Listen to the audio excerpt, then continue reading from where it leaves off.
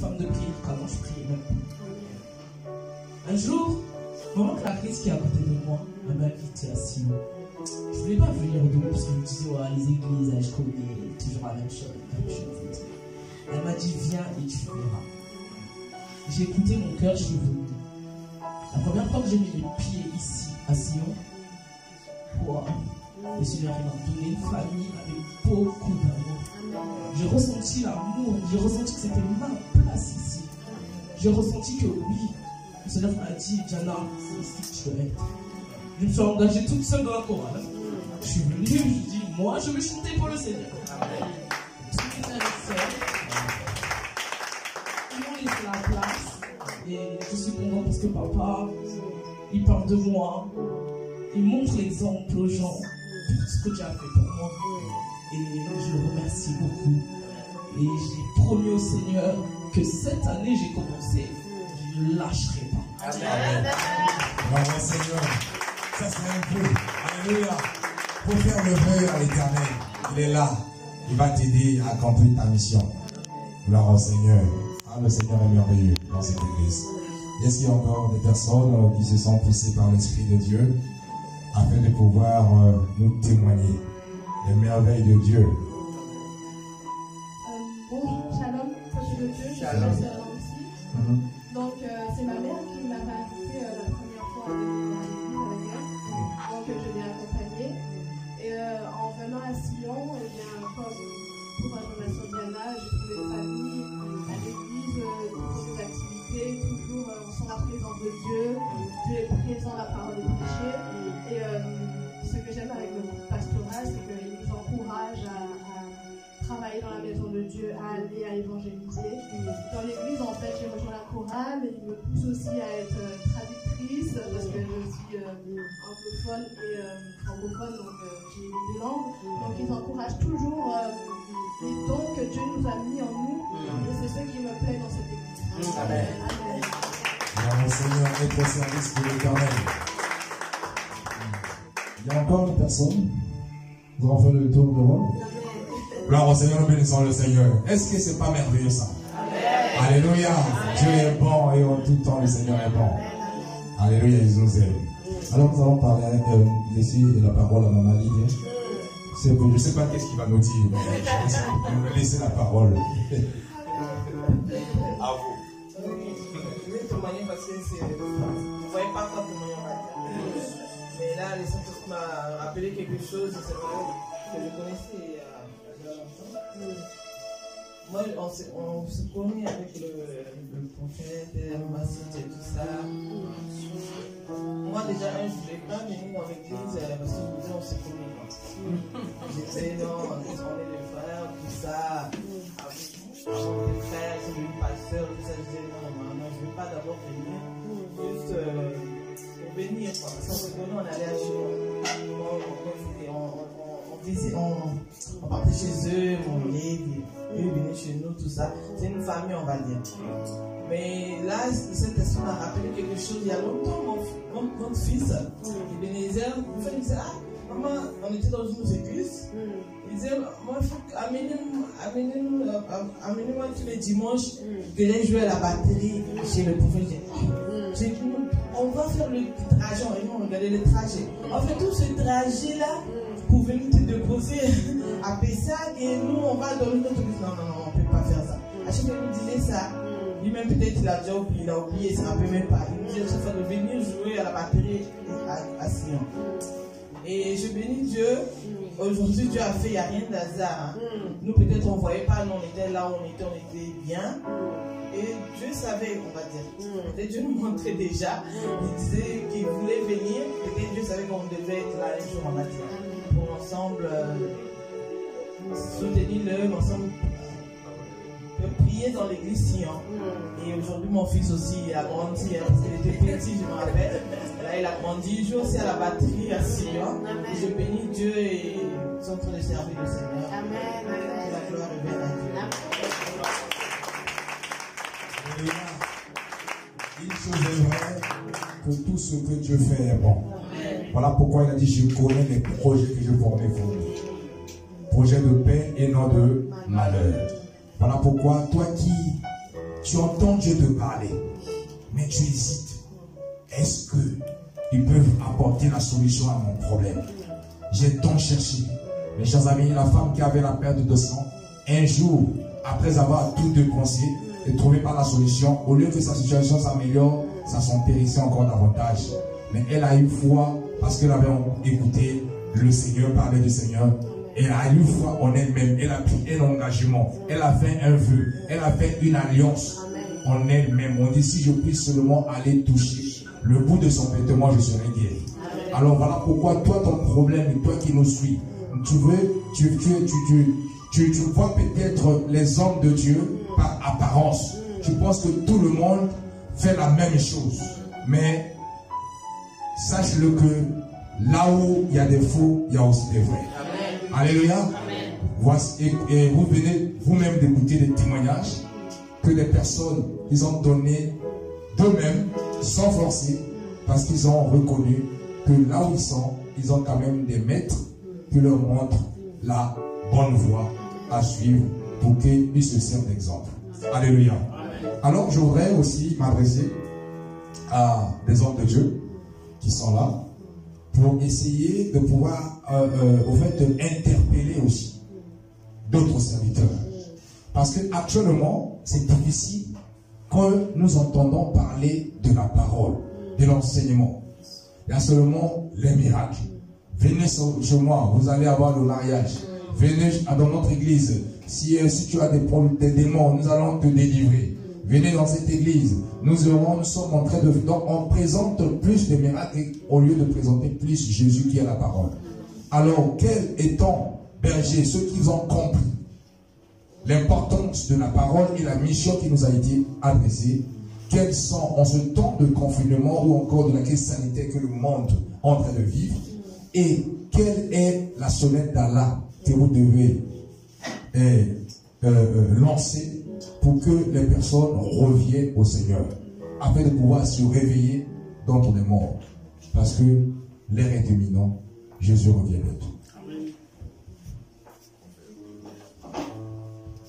Donc la question est tirer l'attention aux hommes de Dieu et aussi aux enfants de Dieu. Vous savez, pendant ces temps des séminaires, j'ai appris beaucoup de choses. Jésus, la parole dit que est-ce que quand Jésus reviendra, est-ce que trouvera-t-il la foi? Alléluia. Amen. Ce que Jésus reviendra trouver, viendra chercher plutôt, c'est la foi. Or, la foi vient lorsqu'on entend la parole de Dieu. Et si on n'entend pas la parole de Dieu, on ne peut vivre par la foi. Or, le juste peut vivre que par la foi. Amen. Et pour vivre dans la foi, on doit rester au pied du Maître, au pied de la croix. Serviteur de Dieu, peut-être tu as perdu ta salle parce que il y a plus de culte en présentiel, où il y a moins du monde qui vient à l'église, et vous avez perdu votre salle, comme ici en Europe, c'est des salles de location, et tu as perdu la foi. Tu es resté à la maison. Laisse-moi te dire, ceux qui ont créé Facebook, Instagram et YouTube, ils ont aussi été utilisés par Dieu. L'intelligence qu'ils ont eue pour fabriquer, ceux qui sont fabriqués, même ceux qui ont fabriqué les téléphones, si on peut partir à l'arrière, c'est Dieu qui les a donné cette intelligence. Utilisez tout le moyen que vous avez pour pouvoir garder le brebis du Seigneur en veille.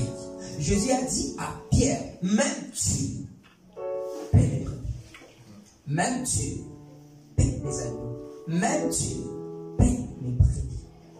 Et la Bible dit que Pierre était triste. Il était triste, mais c'est ce que le Seigneur veut.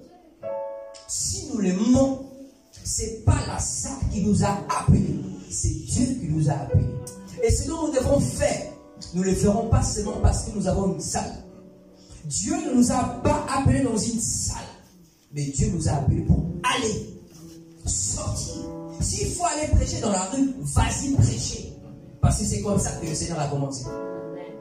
S'il faut aller dans le supermarché, dans le marché, distribuer des flyers avec un numéro de conférences. Vous savez, ces conférences en ligne, c'est gratuit. Appelle, ne sois pas orgueilleux, ne soyons pas des orgueilleux. Appelle un pasteur que tu connais ou tu ne connais même pas, tu l'appelles. Moi, je vous dis même moi-même, vous regardez ma page, écris-moi sur Messenger comment je dois faire. Je vais te montrer comment créer cette ligne conférence pour que tu puisses rassembler même le peu de brebis qui te reste. Alléluia.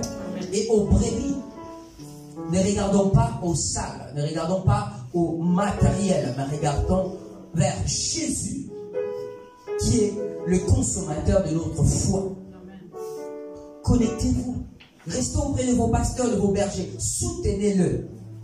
Jésus a dit à ceux qui sont restés avec lui, ceux qui ont souffert avec lui, c'est vous, qui allez asseoir sur les 12 trônes pour juger qui? Les 12 tribus d'Israël. Alléluia. La récompense est pour ceux qui sont fidèles jusqu'à la fin. Ceux qui sont bons et fidèles. Alors Jésus dit, bon et fidèle serviteur, entre dans le repos de ton maître. Soyons fidèles, loyaux envers le Seigneur, envers nos pasteurs, envers la vision que Dieu a donnée à ses serviteurs. Bien-aimés, Dieu ne va jamais t'oublier, parce que tous ceux qui se confient en lui ne seront jamais confondus, jamais confus, parce que celui en qui tu mets ta confiance n'est pas un homme pour mentir, ni le Fils de l'homme pour se repentir. Quand il dit un mot, il accomplit. Et tout est possible à celui qui croit, et rien n'est impossible à celui que nous servons et nous invoquons. Alléluia, parce qu'il est celui qui a la gérance des temps et des circonstances. Il reste le même hier, aujourd'hui et demain. Amen.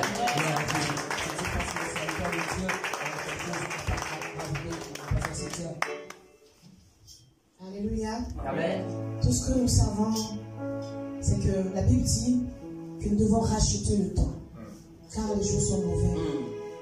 La même Bible nous enseigne encore que qui nous séparera de l'amour de Dieu? Est-ce le problème? Est-ce la maladie? Est-ce la tribulation? Rien ne nous séparera de l'amour de Dieu. Et cette Bible encore nous dit que nous devons prêcher en toute occasion, favorable ou non favorable. Serviteurs de Dieu, nous savons le parcours que nous avons avec Dieu. Et nous savons la mission que Dieu nous a donnée. À la base de cette parole, si tu crois que rien ne pourra te séparer de l'amour de Dieu, nous devons être des serviteurs entre les mains de Dieu. Nous avons lu, lorsque nous lisons dans le livre de Luc, chapitre 13, à partir du verset 7 ou 6, nous allons comprendre une chose. Que la Bible dit, c'est le Seigneur qui donne cette parabole. Il dit, il y avait un figuier qui était planté là. Mais ce figuier est censé donner du fruit. Mais au lieu de ça, elle ne donnait rien du tout.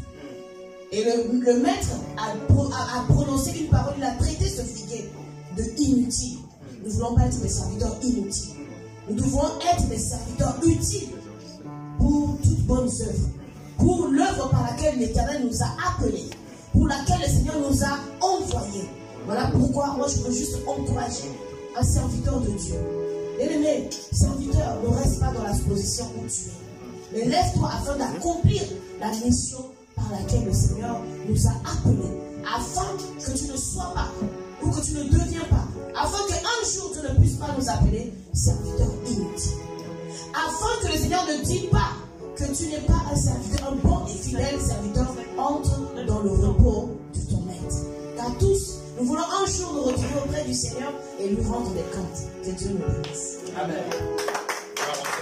Dieu nous bénisse. Nous sommes bénis ici à Bordeaux, à l'église de Sion, en train de voir l'intervention des servants des serviteurs de Dieu. Nous allons parler au pasteur Jean, de dire, au fait, peut-être vous voulez rajouter quelque chose par rapport à ce qui est dit. J'aimerais juste rajouter quelque chose concernant les serviteurs de Dieu. La parole de Dieu nous dit et nous démontre, après tout ce que nous voyons qui arrive en ce moment, nous allons vers la fin du temps. Et les enfants de Dieu, les brebis de Jésus que nous prenons soin, ont besoin de connaître Jésus.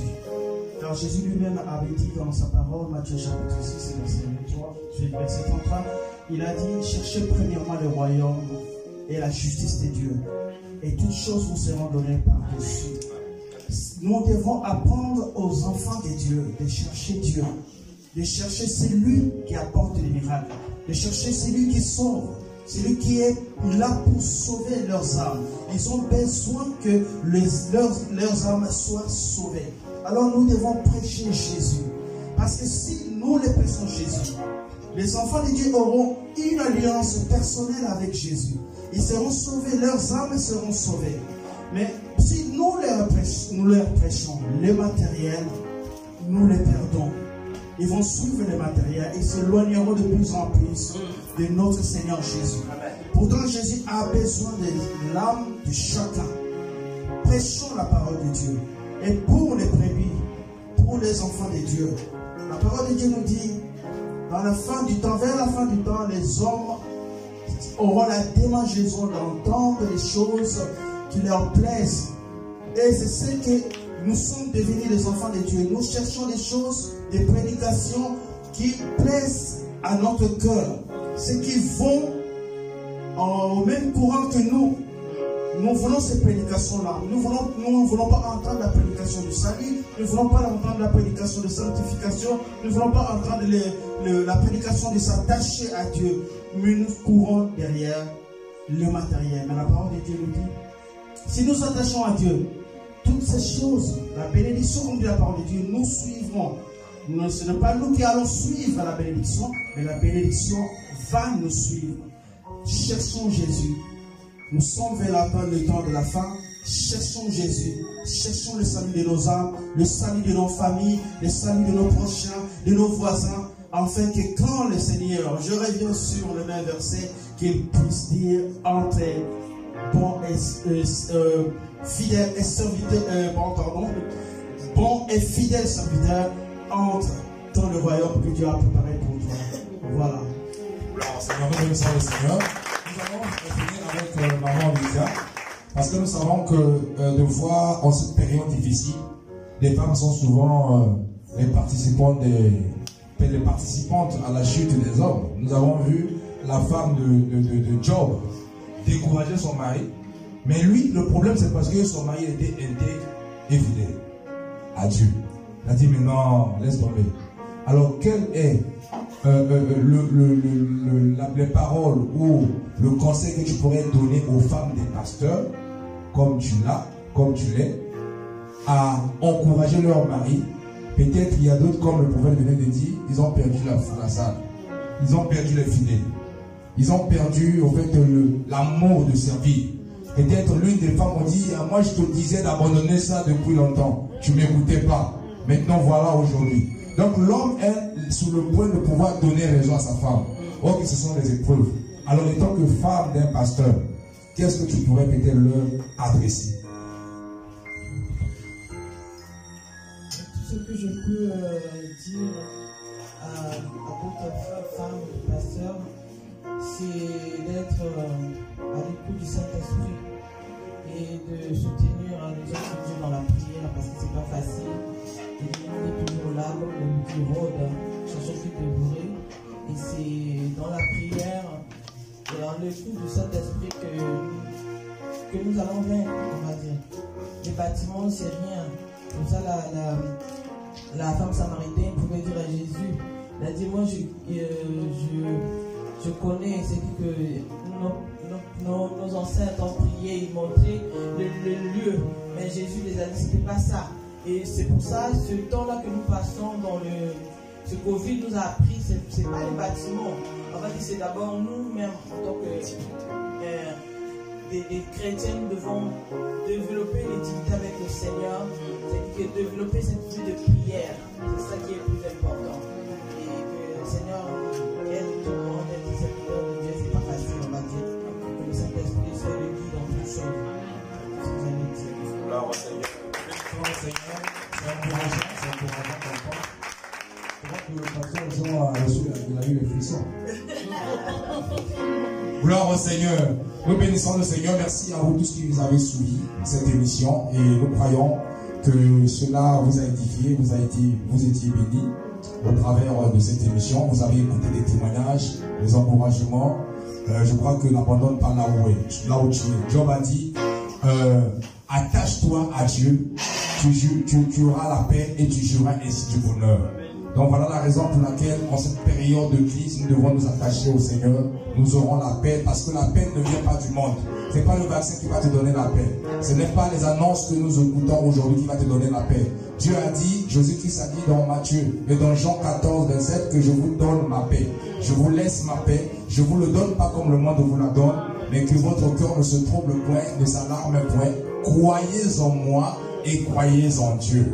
Alléluia, c'est le temps que nous devons activer notre foi de croire au Seigneur Jésus-Christ. Voilà pourquoi Paul et Silas, ils ont osé de dire à ce gardien de la prison, crois seulement à Seigneur, à Jésus-Christ, reçois-le comme Seigneur et Sauveur, c'est alors que tu seras sauvé, toi et ta famille. Alors peut-être tu te retrouves avec ta famille désespérée, mais le secret, le médicament, le vaccin que j'aimerais peut-être te communiquer, c'est recevoir Jésus-Christ dans ta vie. Tu seras sauvé, toi et ta famille. Cette paix que tu cherches, tu l'auras, parce que c'est Dieu qui donne la paix. Alors que Dieu vous bénisse. Je voudrais laisser la place au pasteur Fiston de nous étaler au fait sa vision au cours de cette année. Quelles sont les perspectives, quelles sont les attentes que les hommes de Dieu ou encore les enfants de Dieu qui se connectent à Sion peuvent s'attendre dans les jours à venir. Gloire à Jésus. Quels sont nos objectifs de cette année? Déjà cette année, nous voulons relever une armée, d'abord des intercesseurs et des adorateurs. Donc on va mettre en ligne une armée des élites de la prière. Parce que sans la prière, nous allons tomber, nous allons relâcher. Mais en même temps, les disciples qui sont en place, parce que un peuple qui n'est pas enseigné, qui n'a pas de vision, c'est un peuple sans frein. Alléluia. Amen. Donc nous voulons enseigner, mais en même temps que nous allons enseigner, chaque première semaine du mois, nous aurons des séminaires.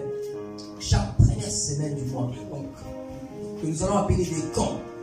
Nous aurons des camps. 3 jours de jeûne de prière. Et le week-end, un homme de Dieu qui viendra de l'étranger ou de la France pour venir nous prêcher la parole. Et c'est temps de prêcher, de prier et un temps de questions-réponses aussi. Les ateliers que nous allons faire pour la croissance du peuple de Dieu. Il y aura d'autres aussi. Ce ne sera pas les pasteurs de l'extérieur, ce sera nous-mêmes les pasteurs de l'église parce qu'on a aussi des choses à donner. Alléluia.